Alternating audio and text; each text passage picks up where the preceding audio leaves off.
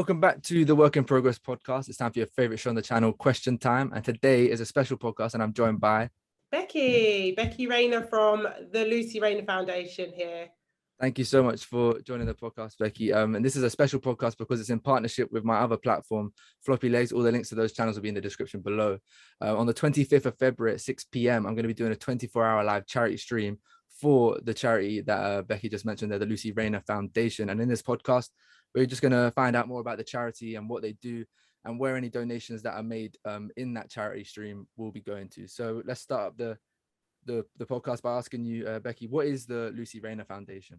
So the Lucy Rayner Foundation, it was set up coming up to 10 years now. It was set up in 2013 after the death of my sister. Unfortunately, we lost our sister to suicide after a string of events that was happening in her life. She had split up with her partner. She was going through some financial difficulties. And it was something that we really just didn't see coming. And I guess everything just got too much for her, where she got to the point where she just felt that she no longer wanted to be here. So I guess for her, it was just a case of she wanted to be at peace. And we didn't suspect any of this. She's a very bubbly, happy person that we just didn't see it coming. So it was a huge shock to our family. That's what I thought was just crazy, not crazy, but just amazing about the charity, that you took something that was such a tragic event, but then has somehow turned it into something where like you're bringing all these people together, you're changing people's just lives in general. I just thought it was just that was just amazing. I think for us, it was one of those things when my sister did pass away. It was a case of we were just gonna go one way or the other. One way in terms of just crumbling and just not being able to deal with the situation. To the other where we was like, no, we're gonna see this as a positive and we're gonna run with it and do something to try and save other people's lives. And I think that's the avenue we went down, and we're really pushing for that and very like advocating for other children and parents and so forth to be able to not have the experience that basically we have. So that was why the charity was obviously created. But what does the charity do on a day-to-day basis, or just in general? What does the charity do? The charity is set up on a whole to really raise awareness of the signs and symptoms of depression and other mental ill health. We especially target young adults, as we feel that this is kind of the age where children go through hormonal changes. And a lot happens in the life of a teenager or a young person. And I think as well, intervention is the best prevention. If we can kind of help these children at a younger age, and they'll be able to better manage their mental health. So that's kind of what our values and our mission is, to raise the awareness of mental health. So you're more focusing on like the young people in particular. So why do you obviously you mentioned hormonal differences and stuff like that, but why do you think there is such an issue? Because I believe there is one as well within specifically young people. And why do you feel like they need more support or help with those mental health issues? I feel in general with my sister in particular, she struggled with a lot of things that was going on in her life. And when she did eventually go to the GP and said to the doctors, like, look, I'm not feeling 100%, they basically turned around to her and said, like, it's your hormones. If you change your contraceptive pill, you should be feeling better. But really, that wasn't the case. She was clearly suffering with some sort of mental health. So I feel that it's really important for children to be educated and understanding what mental health really is and the signs and symptoms of the difference between hormonal changes and actually a mental health illness. Because I think for lots of young adults, they may not necessarily understand what really is actually happening to their bodies. So I think education is key in learning what your body is doing and what it's going through, and knowing what's okay and what's not okay. So for instance, anxiety, for some people, they don't understand what anxiety really is, because in some forms it's actually good to be anxious about certain things. Say for instance, if you've got a presentation to have. You might feel a little bit anxious about doing that presentation, and that's okay. But it's knowing the difference between having anxiety as a mental health illness and actually knowing what is being anxious, if that makes sense. I'm just curious, before obviously that you're involved within the charity, before the charity was created, were you aware of like what you just said there, like about it all, or has having the charity helped you understand it even more yourself? And that's one thing that I will definitely put my hands up and say that before my sister passed away, I was very naive. I didn't really understand much about mental health, didn't understand what it looked like, didn't have the knowledge at all. I think only through the passing of my sister have I learned what these signs and symptoms are myself. And I think that goes for everybody in my family, that we've built up that knowledge because of the experience that we've been through. And I think that probably will be the same for a lot of people, including young adults. If you haven't had the experience with somebody who has a mental health issue, or you don't experience it yourself, you're not going to be aware of what they are unless you're taught it, or you do that research yourself. And I think that's one of the big things that we do like to push, is that we want to educate these young children about mental health. So if they do come across a friend or a family member or themselves later on in life, they'll be like, oh, I remember having that conversation with the Lucy Rayner Foundation, and this is what it looks like, rather than just not really knowing what's happening. So you mentioned there, like obviously when you obviously on your website as well, the lucyraynerfoundation.com will be in the description as well. I've seen like obviously you have counseling sessions as well as just talks and stuff. So during those talks and the counseling sessions, is that what is being done really, just highlighting and educating what are the signs and how to manage the mental health? Yeah, so within the charity, we like to say that we have a 360 degree service where we try and cover all areas of support. So in particular, we have our counselling service where we have no waiting list. You go to your GP nowadays and they will put you on a waiting list, whereas somebody who's in crisis and needs that support, a waiting list is no good.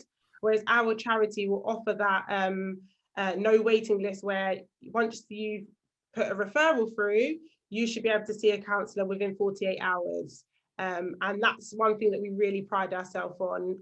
We do various other things: men's group, women's groups, coffee mornings, and so forth. We try and cover as many things as we can, so that everybody gets the opportunity to get that support.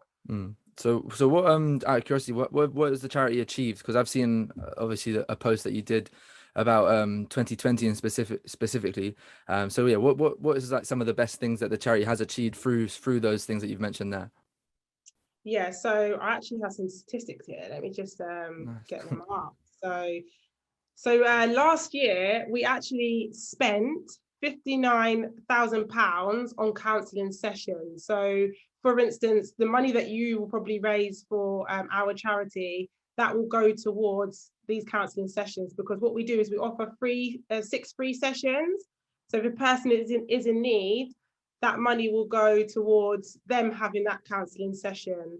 So that's a huge number, that the money goes back into the charity to support people. We've also done training for children, going into schools and doing workshops with children. And last year we saw over 1,000 children doing workshops and self-harm conversations. We've also seen 781 men and women through our groups. So really and truly, each year we try and see as many people as we can. And I think that kind of shows through the statistics that the charity has generated. I think just the fact that you're like the education side of in schools and just starting a conversation is one of the main things, because obviously everyone gets low moods, and everyone experiences some form of mental health, obviously some a lot more than others, and just knowing what you are feeling at a time when you don't necessarily really know much, or you're very confused, knowing what's going on can just be such a invaluable tool, like to help just people in general, like any age, especially within young adults. That's why when I heard what the charity did, especially with the free counseling sessions, because I have a very good friend who was struggling with a lot of things, and then after having counseling sessions, just the whole perception that they came just switched, just having that time to talk, dedicating it to talk to someone can really just turn things around in 6 sessions. And yeah, that's what I thought it was fantastic. Yeah, no, definitely. And another one of our services that we do provide at the moment is we have a counsellor that goes into the school, and they have a sign-up sheet where pupils can sign on to the counselling sessions. They basically get 20 minutes with our counsellor to sit and have a talk about maybe whatever's going on in their lives. And we do that once a month in one of the schools that we think needs that service. So again, that's a really good one, because children may not necessarily want to do it through their parents or at home. So sometimes giving that service within the school setting is just another way of accessing these children. Because when you think about it in schools, especially when I was at school, I don't remember anything, one being that being offered, but then secondly, I don't remember there ever being a time to actually discuss anything within mental health, like anxiety, depression, anything like that. Nothing like that was ever really brought up. Same with me. It's exactly the same with me, and that's why now we advocate so much about, let's spread the awareness of mental health in school. Like, it needs to not be a taboo subject where we can openly speak and talk about mental health and not feel ashamed about it. So if we can we're planning to this year get into as many schools as we can, so that people know of who we are and can be like, oh, okay, they're there, and we can use and access that whenever we can. You said you get a lot of the money for the counselling sessions through donations, but you also run a lot of other events and have other forms of ways to support the charity. I was just wondering what well, first of all, what other events has the Lucy Rayner Foundation done? Yeah, so this year we've got, I think, over 12 events that are coming up this year, fundraising events. This ranges from foot golf tournament to we're hoping to do our first netball tournament next month as well. Then at the end of the year, we have our large annual ball, which we will be celebrating our 10-year anniversary. We also do a Run Reigate, which is a running event. And then next month, we've actually got a 31-day challenge. So the month of May, you can sign up and do a running event, a swimming event, a squat challenge for the 31 days of the month. And the money that you obviously raise will go to the charity. So we do lots of events for people to be able to get involved in. As well, with the fundraising activities that we do, we're always looking for volunteers to come along to help us, to set up, to be a part of the day. There's always activities that we can help, we need help with. So if anybody is interested in getting involved with the charity and wanting to help, please get in contact, because we would love to have the support there. 100%. If the links again in the bio, if you want to check them out, because it's all on your website, isn't it? You have all the links to like upcoming events and ways to volunteer and stuff. Yeah, exactly. That's all on the website, and our social media. We're always constantly posting different posts about what's coming up next. We actually last Friday just had a football match against a school, Donata School, where our team, the Lucy Rayner Foundation team, versed the Donata staff, parents, and sixth formers. It was a range of pupils and parents. We obviously won because we're undefeated. But again, it's just a nice evening where family and friends can come down to support the Lucy Rayner Foundation and just get involved in some charitable work, really. I'm right in saying it's your family that run the charity. Yeah, correct. So for instance, myself, I head the schools program. So anything to do with schools and counselling in schools, workshops, I'm the person who does that. Then my mum, she's the CEO, so she oversees everything that happens within the charity. And then my sister Emma, she's the fundraiser. She deals with all the fundraising events. So if anything to do with fundraising or wanting to volunteer, she'll be the person who will deal with that. And then my dad, bless him, he's the person who comes to the events, brings his van, brings everything to set up, and he's kind of like the logistics man who puts everything together to make the actual events work. So yeah, it's a family run charity, but we're actually at the moment looking to expand. Because we are growing, we are needing more help and more assistance. And as much as we love it just being a family run charity, it has to go to that next stage now where we need to kind of grow and be a bit bigger than what we are. So we are embracing that, and we're hoping to eventually employ new staff if that's possible. That's amazing. If anyone's interested in that, is that just through the website again? We'll just contact you through that. Yeah, contact. If at the moment, actually, we're advertising for a mental health trainer. So there we go. There's a nice little plug there for anyone who's interested in mental health training, obviously with a relevant experience. So you've obviously mentioned a few amazing achievements, but I was just wondering, what's your personal proudest achievement within the charity as a whole?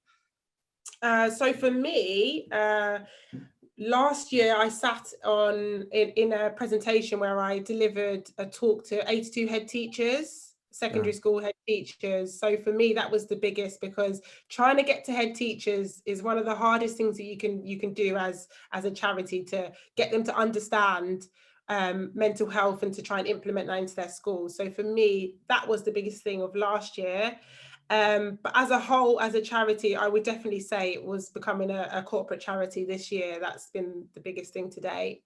Have you heard any responses from the head teachers after the talks, and just generally within the schools? Have you had any positive feedback? Yeah, so we have. So off the back of that, we had head teachers emailing in and saying that they want to use our service within their school. I think once you have that connection, it then makes it very easy to obviously speak with the head teachers. And before sitting in on this conference and speaking in front of these head teachers, when you send an email, if they don't know who you are, they're not going to respond. So once they've seen who you are, it makes it a lot easier for you to then actually have that direct contact. So now we're at the moment in 10 schools doing work around mental health with pupils, with staff, and we're hoping that this year we're going to be in even more schools. And I think that we will be able to do that now off the back of that conference that we were presenting in front of. I think that leads on to my next question of what are your goals for the next up and coming years? Is it to be in more schools and stuff like that? So my own personal goal is definitely to get into as many schools as possible. I really believe that it starts from primary and secondary schools, and getting into these children and speaking to them about mental health or coping mechanisms and building their resilience toolkit. For me, that's the biggest thing, because I just feel that the intervention is the best prevention. But as a charity on a whole, we're really looking to get a wellbeing centre. We want like a centre where we can have all of our services under one roof. So counselling services will be held there.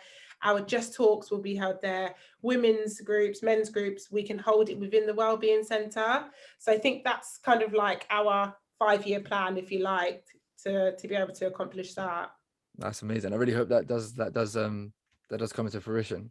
So if you had a message as a whole, so I feel like to somewhat conclude the conversation, the message as a whole, if you to the younger people that obviously that you guys most certainly help out with mental health, what would your message be with dealing with any mental health, or anyone listening to this that potentially that are struggling with it? So for me, the biggest thing with mental health itself is that it is okay to not be okay, and we all go through stages where we're not feeling okay, and it's taking that time to have self-care and look after yourself and put yourself first.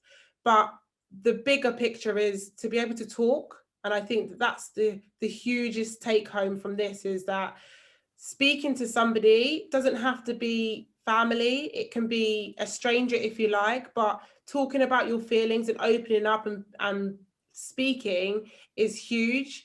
I think once you do that, you feel that release and that offset of how you're feeling. It's really important not to keep it in, and to speak up and speak about how you're feeling. And I think as well with groups of friendships, once one person starts talking, you get everybody talking then. And it's just breaking that stigma and that taboo of, oh, we can't talk about our feelings, especially in men. Speak up, have them open conversations with your friends. Say, do you know what? I'm not actually feeling great today. Like, I'm not. And that's just how I'm feeling. And it's okay. And not just keeping it in. No, So yeah, that would be mine. Yeah, so the especially with the comment about the men as well. I think overall the whole message is just to talk about it. As you said, the word taboo, it shouldn't be a taboo topic whatsoever. Everyone experiences some form of mental health or just low mood or anything like that. So yeah, we should all just talk about it. I 100% agree with that. I really do appreciate your time and talking to me today. Yeah, thank you very much for coming on through. Thank you for having us, and let us know how it goes for the live stream. Yes, I will. And we look forward to seeing what money you raise for us. Yeah, hopefully. My aim was 240. I think that's quite a doable amount, and it works out £10 an hour for the. But who knows? It might be more. Hopefully it is. And the money that you do raise will go back into our counselling sessions, where people will get those 6 free sessions, and what the money you raise will be funding that. So thank you very much. Thank you very much for coming through. So if anybody is watching this podcast on YouTube or on Spotify or anything, the link in the description will be to the Twitch channel. On the 25th of February, I will be live doing a 24-hour stream, just doing a multitude of different things, community games and stuff like that. It's going to be tough. I'm not going to deny that 24 hours is going to hit me hard. But as you heard there, the donations are going to an amazing cause, such as the 6 free counseling sessions that the Lucy Rayner Foundation runs. So make sure you come through, drop a donation. If you can't drop a donation, again, check out their website, thelucyraynerfoundation.com, and find out different ways that you can support the charity as well. Thank you once again, Becky. I really do appreciate your time. Thank you for having me. Thank you.